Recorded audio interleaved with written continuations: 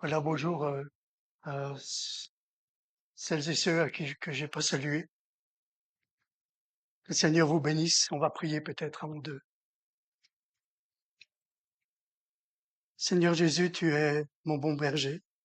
Tu es le berger d'amour. Tu es celui qui m'accompagne chaque jour.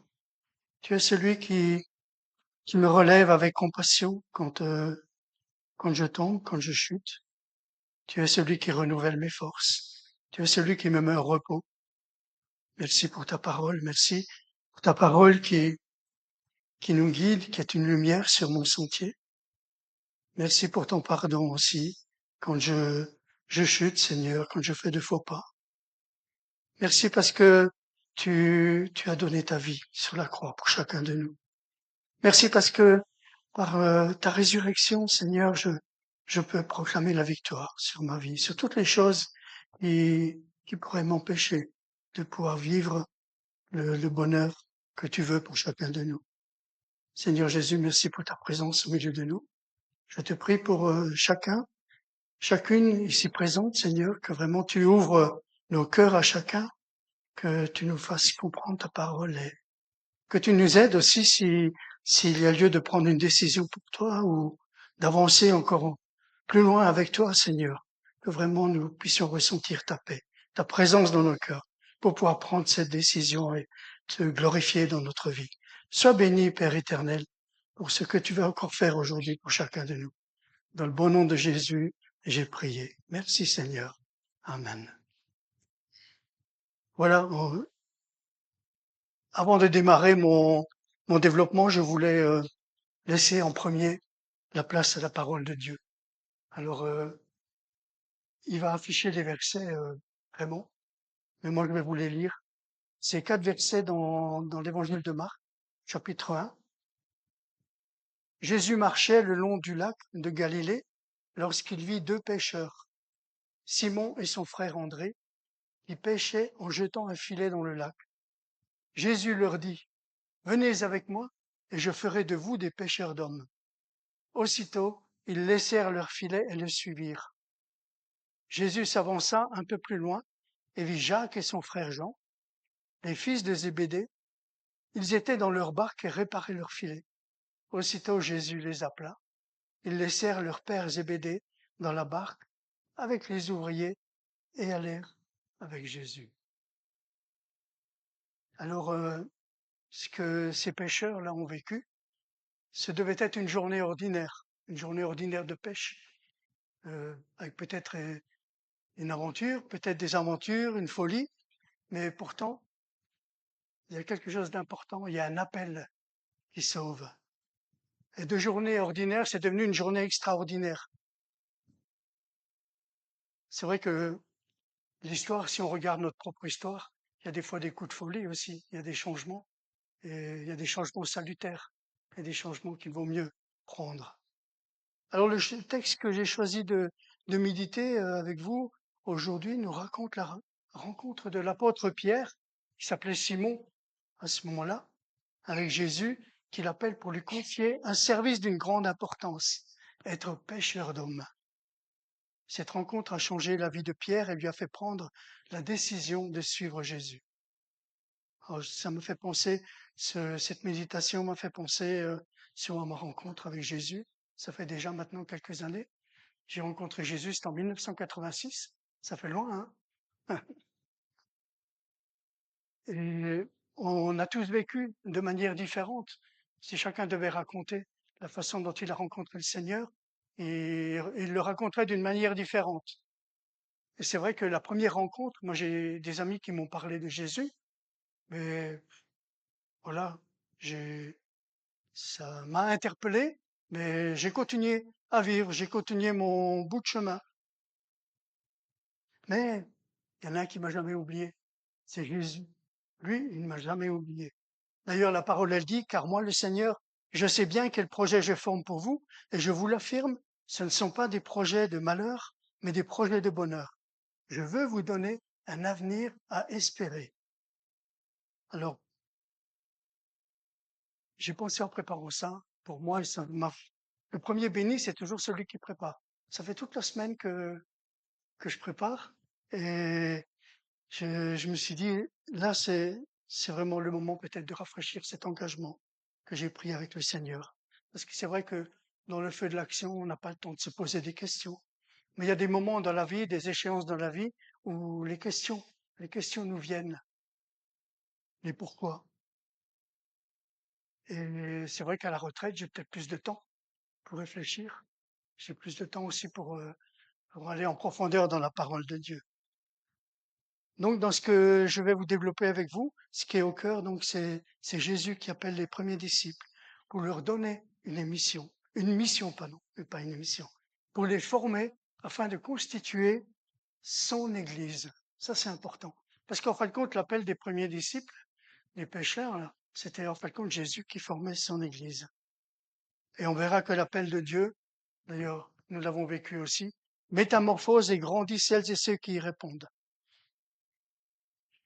Alors le titre que j'ai donné à ce message, c'est un titre un peu spécial. C'est une journée spéciale avec un événement particulier. Alors je l'ai appelé un embarquement pour un sauvetage. On va monter sur une barque, puis on va y aller comme Pierre. Et on va lire donc le passage qu'on va développer ensemble. C'est dans Luc, chapitre 5, à partir du verset 1.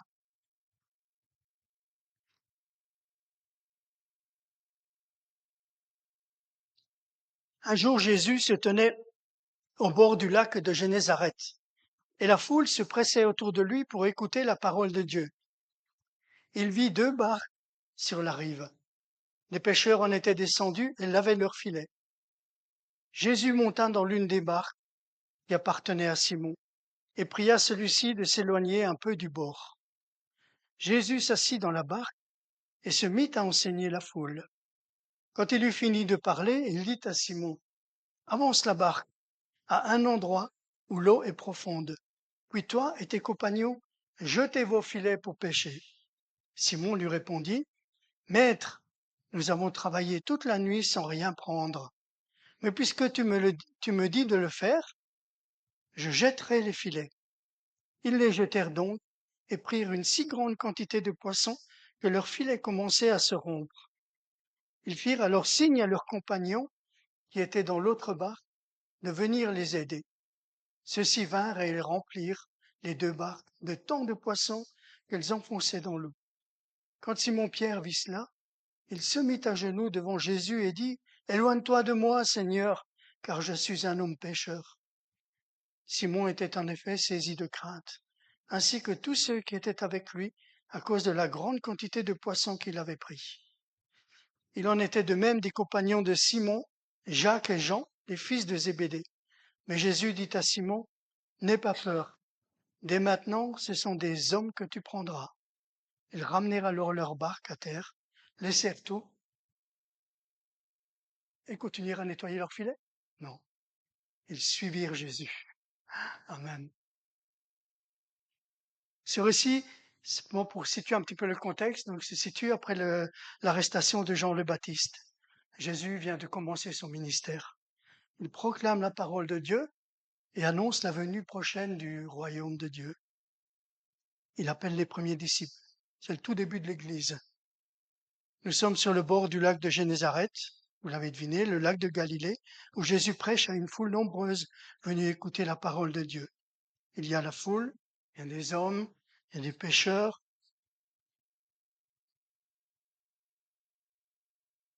Et il y a cette rencontre que les disciples ont vécue avec Jésus. Cette rencontre que moi j'ai vécue aussi. Et en fin de compte, cette rencontre, j'ai pensé ce symbole, ça m'a permis de me mettre un peu dans les starting blocks pour parler un peu comme les jeunes sportifs avec Jésus. Quelque temps auparavant, Simon avait été présenté au Seigneur par son frère André, et son cœur s'était attaché à lui. On voit, et Jésus, il lui a fait une petite mention particulière, c'est qu'en fin de compte, il lui a dit, tu t'appelles Simon, mais tu t'appelleras Pierre. Simon, Pierre. Donc il avait déjà vu que dans cet homme, il y avait une potentialité, il y avait quelque chose avec qui il pouvait faire quelque chose de béni. Simon avait beaucoup à apprendre sur son cœur. Et cet événement inattendu, remarquable sur le lac, a été d'une immense bénédiction pour lui. Parce que c'est vrai qu'il avait été présenté à Jésus, mais il a continué à vaquer à ses occupations de pêcheur. Donc c'est un petit peu. Moi, je me rappelle quand je me suis converti, euh, c'est vrai, j'ai été touché, mais j'ai continué mes occupations. Et, bah, comme avant, j'ai continué ma vie. En fin de compte, il n'y a pas eu vraiment de changement profond. Mais on voit que dans ce qu'on vient de lire, qu'il s'est passé quelque chose dans la vie de Pierre. Il s'est passé quelque chose dans son cœur. Mais Pierre, on voit ici dans ce passage que s'il permet que Jésus s'en mêle et s'il lui obéit, alors il verra que cette journée ordinaire deviendra une journée extraordinaire dans sa vie, lorsque Jésus lui a demandé de le conduire sur le lac, de l'éloigner d'abord du bord et après d'aller au large. Mais c'est vrai que dans ce passage, on voit qu'il y a beaucoup de mouvements. Ça m'a beaucoup interpellé en fin de compte. Il y a Jésus qui monte sur une barre. Il y a la foule qui se presse au bord du lac. Je sais pas si vous imaginez un petit peu la foule qui est là pour écouter la parole de Dieu et qui pousse Jésus vers le bord du lac. Il y a les disciples qui font confiance et qui repartent en mer, lancer les filets et qui les rapportent plein à craquer. Ensuite, ils rangent leur matériel et il y a ce moment important où Pierre est tombé à genoux devant Jésus. Jésus est là. C'est vrai, quand Jésus est là, il y a beaucoup de mouvements. Sa parole ne laisse pas indifférent. Cela provoque du mouvement dans les cœurs et parfois des changements de direction. Subites, parfois, ça peut être très rapide. Et Jésus est venu bousculer Pierre et ses compagnons. On voit que, en fin de compte, les instruments du miracle, c'est pas grand-chose, hein. Il y a une barque et il y a des filets. Donc c'est des instruments, des choses qui sont habituelles à voir au bord d'un lac. Et Jésus était pressé donc par la foule, et j'imagine que Jésus était poussé dans l'eau. Donc pour bien se faire écouter de la foule, bah, il a vu les deux barques et il est monté sur, euh, sur la barque. Pendant ce temps-là, les pêcheurs qui en étaient descendus, ils étaient en train de nettoyer les filets. Et les pêcheurs, en fin de compte, ils étaient revenus nettoyer leurs filets, mais et ils nettoyaient que les algues, les choses qui s'étaient accrochées. Mais ils n'avaient eu aucune pêche. C'était vraiment ils n'avaient rien pêché. C'était un échec. Ça pouvait ressembler à un échec pour eux. C'était une journée aussi sans revenu. Donc ils n'avaient pas de poisson à vendre. Ils avaient l'impression de travailler pour rien. C'est la déprime. Alors, si entre parenthèses, j'ai dit c'est une belle image du monde. On voit souvent des gens déprimés autour de nous. Parce que les choses ne vont peut-être pas comme ils voudraient. On réussit pas toujours tout. Mais Jésus va mettre Simon-Pierre et ses compagnons en mouvement. Alors, les 4 points que je vais développer avec vous, il y a un premier point, c'est ils ont quitté le rivage. Il y a un deuxième point, ils ont avancé au large. Un troisième point, c'est quand Jésus monte sur la barque avec les pêcheurs, Jésus fait toute la différence. Et un quatrième point, c'est Jésus nous embauche pour partir pour une autre pêche. Alors, le premier point, c'est quitter le rivage. C'est vrai qu'il y a eu cette banale demande de service où Jésus a demandé à Pierre de pouvoir utiliser sa barque. Et il y a quelque chose d'extraordinaire quand même, hein. Cette barque, euh, comment est-ce qu'il a su que c'était celle de Simon-Pierre? Je crois que le Saint-Esprit a quand même été à l'œuvre quand même, et c'est vrai que c'était pas n'importe quelle barque. Il n'est pas monté dans la barque d'un inconnu. Donc, en fin de compte, quand Jésus veut faire quelque chose dans la vie de quelqu'un, euh, il met des signes, il met des choses en place pour nous le faire comprendre, pour attirer notre attention. C'est ce qu'il a fait un petit peu avec la barque de Pierre. Et le fait de faire ça, ça a été un changement de destinée pour Pierre. Alors, je vais relever un peu de 2 endroits où Jésus commençait ainsi une rencontre qui allait devenir changement de vie. Il y a Zachée,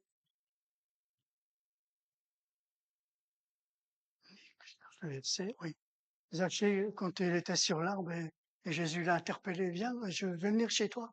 invite-moi chez toi. Et Jésus, qu'est-ce qu'il a fait? Il s'est dépêché de descendre et il a reçu Jésus avec joie. Il avait changé la vie. Jésus avait changé la vie de ce publicain qui était détesté. Après, il y a aussi cette histoire, on connaît très bien, où Jésus demande de l'eau à la Samaritaine. Et il avait enclenché toute une démarche de reconnaissance et de foi pour cette femme qui était marginalisée et ses compatriotes qui étaient à l'écart du judaïsme officiel. Et en fin de compte, la parole, elle nous dit, la femme, j'ai pris 3 versets, la femme lui dit, je sais que le Messie, c'est-à-dire le Christ, va venir. Quand il viendra, il nous expliquera tout. C'est pourquoi quand les Samaritains arrivèrent auprès de lui, ils le prièrent de rester avec eux et Jésus resta là 2 jours. Ils furent encore bien plus nombreux à croire à cause de ce qu'il disait lui-même. Jésus transforme les vies quand il s'approche des gens. Dieu se fait demandeur quand il veut donner infiniment. C'est vrai que Dieu demande quand il veut nous donner infiniment. Pour accueillir le don de Dieu, il est d'abord nécessaire de sortir de soi et de son petit monde fermé. C'est ça souvent qui nous empêche de nous ouvrir à l'amour de Dieu. On est un peu trop dans nos habitudes, nos petits conforts coutumiers, notre égoïsme, entre guillemets. Et je crois qu'il y a cette image là, de s'éloigner un petit peu de la rive. Et Jésus demande de s'éloigner de la rive. Et c'est ce qu'il nous demande aussi, c'est de sortir de nous-mêmes, de sortir de ces conforts. Alors demander, c'est aussi une façon de donner. C'est vrai que dans notre société, on voit, je sais pas si, moi je sais que dans le monde du travail, il y avait souvent des gens qui discutaient avec moi, qui me disaient, moi je me sens inutile, j'ai l'impression de servir à rien. On fait jamais appel à mon avis, on fait jamais appel à mon savoir-faire. C'est vrai que moi je trouve que ce qui est important, c'est demander un travail ou un service à quelqu'un est une bonne manière de lui donner de la valeur à ses propres yeux et de le mettre en route. C'est important de savoir mobiliser quelqu'un au bon moment. Et c'est vrai que dans mon travail, comme j'étais ancien dans l'entreprise, comme j'étais ancien dans l'entreprise et ancien au niveau professionnel, euh, on venait souvent demander mon avis. Et j'avais souvent beaucoup de stagiaires avec moi. Et quand je leur rendais mon avis, en fin de compte, ou quand j'aidais la personne qui venait me consulter, ben, je prenais les stagiaires avec moi et je leur faisais partager. Parce qu'en fin de compte, c'est important de, de partager, pour faire grandir aussi les autres, pour les aider aussi à participer, à avancer. Et je trouve que dans la vie chrétienne, il en est de même entre frères et sœurs dans l'Église. Et j'ai jamais eu autant de joie de partager avec André, mon frère. On fait la formation à FBSE en Suisse ensemble, et on partage la même chambre, mais on partage des moments vraiment inoubliables devant le Seigneur ensemble. Et souvent, il est 1 heure du matin quand on est à la lumière, hein, pour se lever à 5h30, 6h pour le premier rendez-vous avec le Seigneur. Donc, c'est pour ça qu'on est fatigué quand on revient d'une formation. C'est pas seulement parce qu'on a reçu, mais c'est aussi parce que on a partagé. Et ce que j'aime beaucoup, c'est qu'en fin de compte, on a des devoirs entre guillemets à rendre. Et moi, je ne rends jamais mon devoir le vendredi soir, quand on a les premières heures de cours, mais je le rends le samedi matin. C'est ce que fait André aussi. Comme ça, on se les partage. Et puis on se les partage et on partage ce qu'on a vécu, ce qu'on a écrit. Et ça nous permet de grandir tous les deux. Voilà, donc cette rencontre avec Jésus, c'était pas ça aurait pu être presque banal, mais c'était vraiment une rencontre importante. Donc Pierre, il s'éloigne du rivage avec Jésus. Et quand on croit que les réussites, des fois, quand on croit qu'on a un échec, euh, quand c'est trop tard pour les réussites humaines, faut jamais oublier qu'il est jamais trop tard pour Dieu.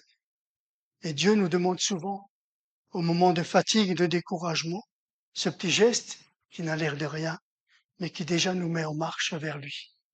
Et c'est vrai que on a des moments de découragement, de fatigue, Mais quand on lui fait confiance, quand on s'appuie sur lui, il y a des petits gestes, des petits signes comme ça, et c'est simplement un appel qui nous lance. Comme cet appel qu'il a fait à Pierre pour s'éloigner du rivage. Alors la deuxième étape dans ce mouvement, c'est avancer au large. C'est vrai qu'on est sur l'eau, au rivage, on est calme. J'ai eu l'occasion, ça fait quelques années en arrière, d'accompagner un pêcheur en Bretagne sur une barque. On était en vacances, et puis là où on logeait, le pêcheur, il a dit, oh, c'est presque un Strasbourgeois, je vais l'emmener à la pêche, il verra un petit peu ce que c'est les Bretons quand ils pêchent. Bon, c'est vrai, quand on était sur le rivage, c'était bien. C'était tranquille. Et puis, on préparait les filets. Moi, j'avais rangé le panier euh, que ma mère m'avait donné avec le casse-croûte. J'avais tout rangé. On a dit, on va faire un bon festin après. Et puis après, il dit, allez, ça y est, t'es prêt, on y va? On est parti. Et à un moment donné, je dis, ouh, qu'est-ce qui se passe? Et alors, il y a les vagues qui commençaient à, à monter au-dessus de, de la barque, quoi. Et puis ça secouait. À un moment donné, je regarde, mince, je voyais plus rien, plus de maison, plus rien autour de moi. Il y avait que les mouettes qui volaient autour, parce que les mouettes, elles attendaient le résultat de la pêche pour pouvoir prendre des morceaux. Et en fin de compte, j'ai pensé, c'est vrai que c'était la panique. Ce jour-là, c'est vrai, j'ai paniqué. Et puis le pêcheur, il faisait tout ce qu'il pouvait pour me rassurer. Mais il a eu des mots, c'est vrai, qui m'ont fait du bien. Et j'ai pensé que cette mer, c'est un peu comme notre environnement. Ces vagues, c'est comme les circonstances de notre vie, qui des fois sont là pour nous bousculer, pour essayer de faire chavirer la barque dans laquelle on est. Et le pêcheur faisait tout pour me rassurer. Et j'ai pensé à Jésus. Alors, je me suis dit, question que je me suis posée, est-ce que je suis seul dans la barque de ma vie ou ai-je embarqué Jésus avec moi? Je vous pose cette question. Êtes-vous seul ou avez-vous embarqué Jésus avec vous dans la barque de votre vie? Si c'est le cas, je peux alors accompagner de son amour et de sa grâce, confiant et avancer au large, car je sais que je suis en sécurité. Il n'y a qu'à lire le psaume 23 pour savoir toutes les promesses pour les voir toutes les promesses qui y sont incluses, pour savoir que nous sommes bien dans les mains du Seigneur. C'est vrai que Simon, il est qu'au début de ses surprises. Quand Jésus a fini de parler, il l'envoie pêcher loin du rivage, en eau profonde. Alors, les paroles de Jésus ont dû surprendre Pierre. Il lui dit, avance ta barque à un endroit où l'eau est profonde et jetez vos filets pour pêcher. C'est vrai que c'est des paroles qui arrivent peut-être un peu tard pour Pierre, parce qu'ils ont travaillé toute la nuit. Ils ont vécu un peu un échec. Ils ont rien pêché. Et Simon est persuadé que c'est inutile après une longue nuit infructueuse. Peut-être a-t-il une réaction énervée. Peut-être moi je l'aurais eu, un peu mais fait toute la nuit, on a pêché, il veut m'emmener au même endroit et puis il veut que je pêche. Mais peut-être qu'il a essayé d'autres endroits. Euh, Pierre, il a essayé d'autres jours, d'autres moments de la nuit, mais chaque fois, aucune pêche. Mais il accepte pourtant et il obéit au commandement de Jésus. Puisque tu me dis de le faire, je jetterai les filets. Alors on peut se poser la question, qu'est-ce que Pierre a entendu dans le discours de Jésus qui lui inspire confiance? Il faut pas oublier que pendant que Jésus parlait à la foule, les pêcheurs, Pierre, avec ses compagnons, ils étaient en train de nettoyer, préparer, réparer les filets. Et donc, je pense qu'ils avaient une oreille qui était tendue vers ce que Jésus disait. Donc, il y a peut-être des choses qui les ont à quelque part interpellés. Et il y avait quelque chose de particulier aussi sur le visage de Jésus. Alors Pierre, il a dû se dire, non, ça vaut peut-être la peine d'essayer. On va l'écouter. Heureusement, car tout n'est pas toujours perdu. Il y a quelquefois des hommes qui inspirent confiance et qui ont des paroles de conviction. Et celui qui parle aux foules est de cela. Celui qui parle à Pierre est de cela. Jésus, c'est un homme qui inspire confiance. Nous aussi, nous pouvons vivre des moments où, après avoir tout raté, nous nous sentons des fois si vides et découragés. Et c'est l'instant choisi par Jésus pour nous dire de jeter à nouveau le filet, en ne comptant que sur lui cette fois-ci. Parce que c'est vrai, de mes propres forces, comme Pierre a dit, mais j'ai essayé là, j'ai une autre heure, une autre nuit et tout, mais rien à faire. Je crois qu'on se base aussi sur nos expériences. On prend des fois des décisions qui sont pas forcément les bonnes. Soit, bon, là, je suis à la retraite, mais sur notre vie professionnelle. Combien j'ai vu des collègues qui ont pris des décisions sur leur vie professionnelle qu'ils ont regretté. Et quelle grâce nous avons d'avoir Jésus, de pouvoir lui apporter quand on a des préoccupations comme ça, et de pouvoir, en lisant sa parole, de pouvoir écouter ce qu'il a à nous dire, et de pouvoir, parce que c'est le bon berger, il nous rassure, il nous conseille.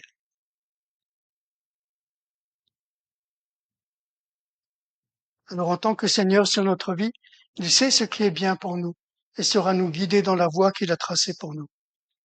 Cela ne veut pas dire que nous ne rencontrerons pas de difficultés dans le chemin où le Seigneur nous a conduits. Depuis 86 que je vis à la suite de Jésus, et j'ai pas toujours eu, comme a parlé André, un fleuve tranquille. Il y a eu des épreuves, il y a eu beaucoup de choses, mais une chose est sûre, c'est que Jésus a toujours été là. Jésus est le même, et je peux le dire, Jésus est le même hier, aujourd'hui, éternellement. Et hier, à la parole de Dieu, aujourd'hui, pareil. Et j'ai confiance, j'ai cette espérance quand je serai auprès de lui. Dans le ciel, ce sera pareil. Alors, Pierre donc a jeté les filets, et c'est vrai qu'il y a la parole de Dieu qui est plus forte que les évidences, plus sûre que les doutes, plus impérieuse que son découragement, que notre découragement. Et parce que par la foi, ou du moins par sa confiance au Maître, il a su dépasser les limites de son bon sens trop humain. La pêche va dépasser ses espérances, et la disproportion même de la prise soulignera que ce n'est pas l'œuvre humaine, mais c'est l'œuvre de Dieu. Quand Dieu agit dans une vie, tout devient possible, mais le plus difficile est de lui laisser les mains libres. C'est vrai que le lâcher prise, c'est quelque chose qui est, c'est un, c'est un combat qui est très fréquent chez nous, enfants de Dieu, hein. Lâcher prise.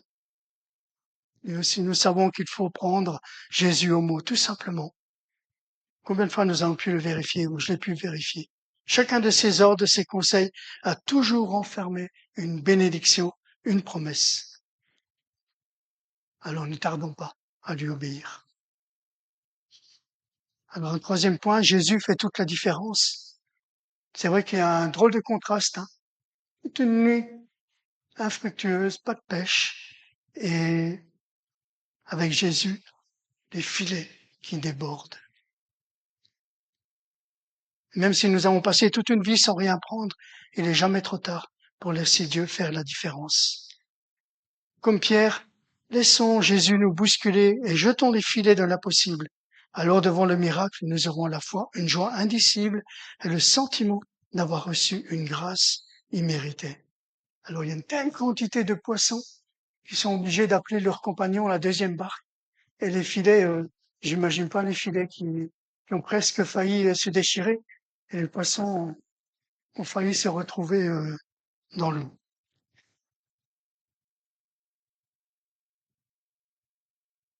Et Pierre, il y a quelque chose qui se passe. Il y a une métamorphose qui commence à ce moment-là en lui. Il reconnaît sa faiblesse, son indignité. Et il a la conviction qu'il est en présence de Dieu. C'est pour ça que il dit à Jésus, il tombe à genoux, il dit à Jésus, éloigne-toi de moi, Seigneur, car je suis un homme pécheur. Jésus s'est converti lors de sa première rencontre avec le Seigneur. C'est vrai quand André l'a présenté à Jésus, mais là, cette expérience a affermi le travail de Dieu dans son âme. Ainsi, le but divin est que notre confiance se fonde davantage sur le Seigneur en réalisant ce que nous sommes et en apprenant à mieux le connaître. Alors là, Pierre est plein de remords, mais le Seigneur ne le laisse pas avec ses remords. Il l'encourage par ses paroles de grâce en lui disant « N'aie pas peur ». Et il y a quelque chose que j'ai remarqué dans ce passage, c'est qu'en fin de compte, au début, Pierre disait maître quand il parlait de Jésus, mais là, à ce moment-là, il y a quelque chose qui a changé et il l'appelle plus maître, il l'appelle Seigneur, parce qu'il voit qu'il y a quelque chose de divin en lui. Il y a une majesté qui l'éloigne. C'est pour ça qu'il a dit éloigne-toi de moi, car je suis un pécheur. Mais j'aime bien, j'ai lu ça dans un livre, je me le suis noté une fois, c'était une phrase qui était trop bien, je trouve. Mais Dieu qui est le tout autre veut être aussi le tout proche. Non seulement il est le tout puissant, mais il veut être le tout aimé. Oui, c'était super. Alors ce matin, Jésus veut nous dire aussi, n'aie pas peur. Il veut nous encourager. Et ce que j'aime beaucoup dans ce passage, c'est qu'il dit à Pierre, n'aie pas peur, mais tout de suite après, il lui dit, dès maintenant. Il dit, n'aie pas peur, dès maintenant, ce sont des hommes que tu prendras.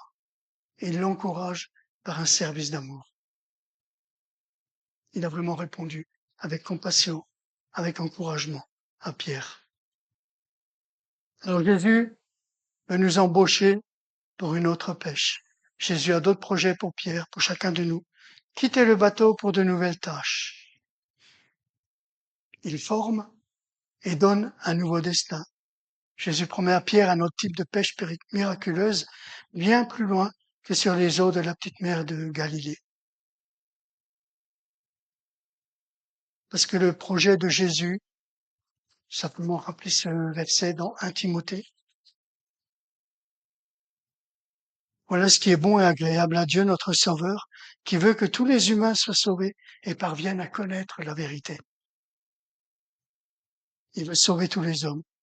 Dans Colossiens, on nous dit aussi qu'il veut réconcilier tout l'univers avec lui, par son Fils. Donc Simon prendra des hommes, Simon-Pierre prendra des hommes dans son filet. À l'heure où il s'attendra le moins. Et on le voit, on est en train d'étudier les actes des apôtres en ce moment. Et quand je vois ce qui s'est passé avec Pierre, quand on voit que Pierre a fait un discours et en fin de compte, il a proclamé l'évangile de Jésus-Christ et il y a 3000 personnes qui ont été baptisées du Saint-Esprit. Vous imaginez 3000 personnes. Quel impact. Il a pêché des poissons en quantité et Jésus lui a dit tu prendras des hommes. Et quand il a lancé le filet de l'amour de Christ sur les gens, ben, c'est 3000 personnes qui ont été pris au filet. Il y a aussi ce passage où chez Corneille, quand il est invité chez Corneille, quand il prêche, il prêche et dans toute la famille, les amis de Corneille, et en fin de compte, tous ceux qui étaient là sont remplis du Saint-Esprit. Et la parole nous dit qu'ils ont tous été baptisés. C'est merveilleux quand même ce que le Seigneur peut faire. Nous aussi, nous sommes appelés à embarquer avec le Christ. Nous ne devons jamais oublier la mission qui est la nôtre, à chacun de nous de tirer hors des dangers du corps et de l'âme celles et ceux dont il a le souci, soit dans la vie du travail, la vie professionnelle, nos amis, nos familles, nos enfants. Il y a tant de mains qui s'étendent vers nous. Et chaque fois qu'on a une occasion de témoigner, je pense qu'il faut pas s'en priver. Je fais partie du comité des seniors dans mon village et on avait une réunion du comité pour préparer la prochaine sortie. Et il y a une dame qui était là, puis elle a entendu plusieurs fois que j'étais dans une église évangélique. Puis à un moment donné, devant tous les autres, elle a demandé, mais c'est quoi une église évangélique? Quelle est la différence entre une église catholique et une église protestante? Ah, là, j'en ai profité. Là, j'ai donné mon témoignage. J'ai donné mon témoignage de ce que je vivais avec Jésus-Christ, que Jésus-Christ est venu pour nous sauver et que nous le proclamons dans l'église évangélique, que nous proclamons la parole de Dieu et que nous vivons tout ce que Jésus nous a demandé de le vivre, nous le vivons. Notre combat pour la dignité de tout homme et pour la réalisation de sa vocation de fils de Dieu est un sauvetage. C'est pour ça qu'on est appelé à un sauvetage. C'est pour ça qu'on est appelé à embarquer pour un sauvetage. Ainsi nous voyons la grâce délivrée, purifiée, donner la grâce pour honorer Dieu. Et cette dame, c'est une dame déjà d'un certain âge. Elle était contente et ça crée de nouveaux liens. Et puis peut-être qu'elle se pose des questions aussi et je la voyais un peu plus rassurée. Je pense que le prochain voyage, elle va certainement s'asseoir à côté de moi et on va discuter tous les deux. Mais j'étais content aussi parce que les collègues qui étaient avec mon comité, ils ont entendu aussi mon témoignage. Alors voilà, je vais conclure, parce que c'est bientôt l'heure. Quand Dieu agit dans une vie, donc tout devient possible. Mais le plus difficile est de lui laisser les mains libres.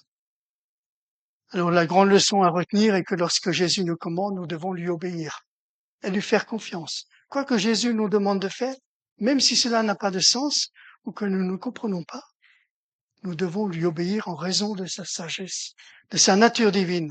Dieu nous bénira si nous marchons dans l'obéissance à lui et à sa parole. Alors je voulais noter un verset clé, mais j'ai eu un petit peu de mal, parce que j'en ai retenu 3 des versets clés. Je vais vous les laisser les 3. Alors suivant vos affinités, peut-être votre perception, votre sentiment, voilà votre relation avec Jésus, peut-être vous allez choisir plutôt l'un que l'autre. Alors, le premier, c'est le verset 5. Sur ta parole, Jésus fait toute la différence. Alors la question, est-ce que Jésus peut disposer de ma vie? Est-ce qu'il peut disposer de votre vie comme il a disposé de la barque de Pierre? Le royaume de Dieu, c'est comme un filet. Et quand Dieu, qu'est-ce qu'il fait? Il charge des mains pour tirer le filet. Dieu cherche de la main-d'œuvre. Paul il nous le dit plusieurs fois aussi. Alors la question, voulez-vous être ces mains qui vont tirer le filet? Alors il y a un truc que je remarque aussi dans la pêche miraculeuse, c'est que le filet n'a pas été jeté surnaturellement, mais c'est des mains qui l'ont jeté. Il a fallu le jeter. Et c'est des marins qui ont jeté le filet. Et quand ils ont jeté le filet, ben après Dieu a agi. Et c'est Dieu son, qui a fait son action. Le miracle a eu lieu.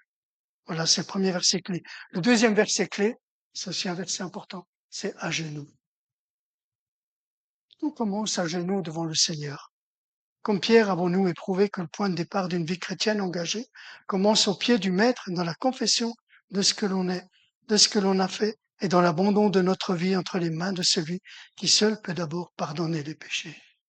Je prends cette image à genoux. C'est vrai que il y a certaines journées quand je fais une randonnée ou que j'aide un copain, des fois j'ai un petit peu mal dans le dos, je suis un peu fatigué. Le matin quand je me lève, ben, la première chose que je fais, tout, je tombe à genoux. C'est bien, hein?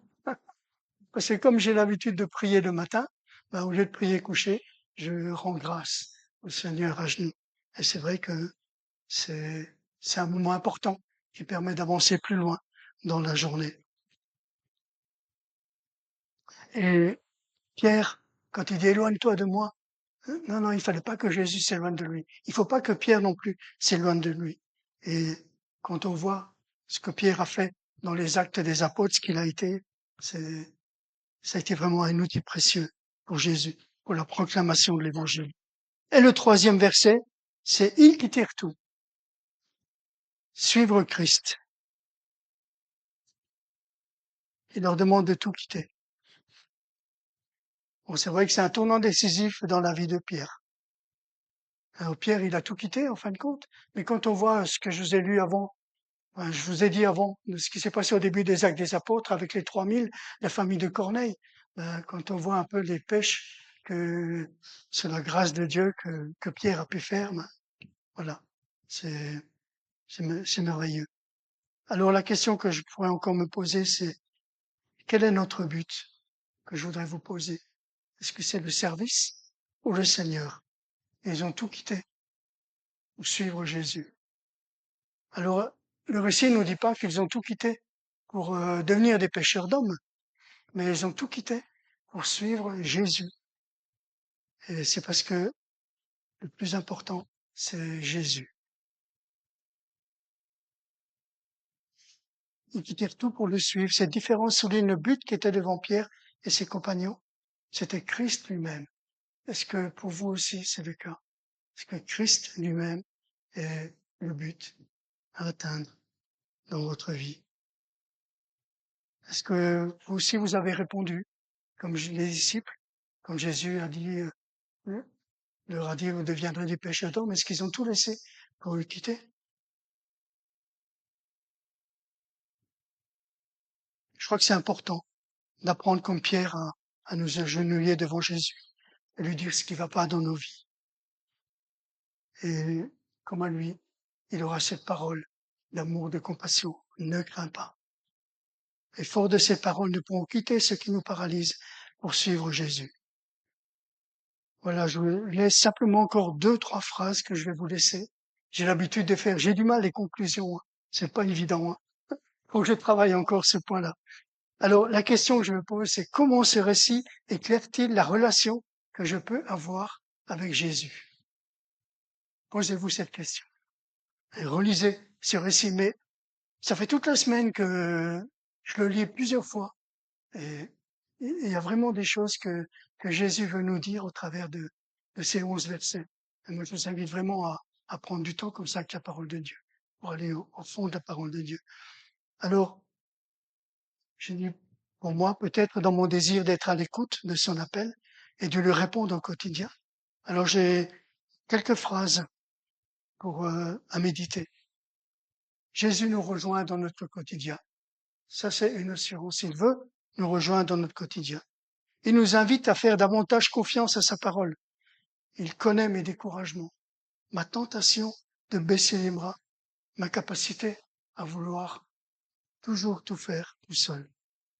Il veut ouvrir mon cœur à sa présence de telle sorte que je puisse recevoir de lui la fécondité de ma vie, c'est-à-dire la qualité d'être, la façon dont je traverse la vie, les difficultés, les bonheurs. Il connaît mes résistances, mes peurs, à lui faire totalement confiance et à suivre chaque jour. Il veut me donner l'audace de tout laisser, c'est-à-dire d'accueillir pleinement son amour, afin d'apprendre de lui à aimer les autres et à les servir. Le Seigneur veut nous voir heureux en lui. Demandons-lui toujours où jeter nos filets dans tous les domaines afin de déployer notre énergie là où cela est utile pour lui. Lui seul pourra nous indiquer le bon endroit où il nous appelle à travailler pour notre joie et pour sa gloire. N'a-t-il pas dit, séparé de moi, vous ne pouvez rien faire. C'est dans Jean 15, 5.